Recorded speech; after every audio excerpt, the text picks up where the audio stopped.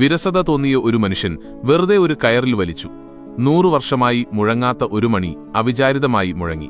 ഈ ശബ്ദം കേട്ട അനുയായികൾ ഉടൻ തന്നെ പ്രാർത്ഥിക്കാൻ തുടങ്ങി.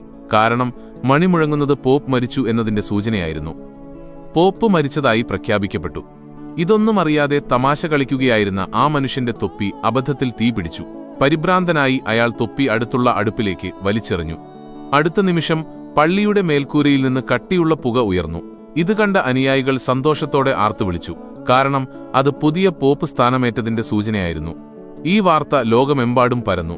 ഇതിനിടെ ഒളിച്ചും പാത്തും കളിക്കുന്നതിനിടെ ആ മനുഷ്യൻ കർട്ടനിൽ കുരുങ്ങുകയും പരിഭ്രമിച്ച് രക്ഷപ്പെടാൻ ശ്രമിക്കുമ്പോൾ അബദ്ധത്തിൽ പള്ളിയുടെ വലിയ വാതിലുകൾ തുറക്കുകയും ചെയ്തു. അയാൾ സ്വയം മോചിതനായി തിരിഞ്ഞു നോക്കിയപ്പോൾ മുന്നിലുള്ള കാഴ്ച കണ്ട് സ്തബ്ധനായി. അതേസമയം പോപ്പ് അവനേക്കാൾ കൂടുതൽ ആശയക്കുഴപ്പത്തിലായിരുന്നു. ഇത് എന്തൊരു കഷ്ടം! തനിക്ക് പറ്റിയ അബദ്ധം മനസ്സിലാക്കിയ അയാൾ ഉടൻ തന്നെ തന്റെ കുപ്പായം ഊരി അടുത്തുള്ള ചുവന്ന തുണിയെടുത്ത് രക്ഷപ്പെടാൻ ശ്രമിച്ചു. പക്ഷേ കാവൽക്കാർ അയാളെ പിടികൂടി.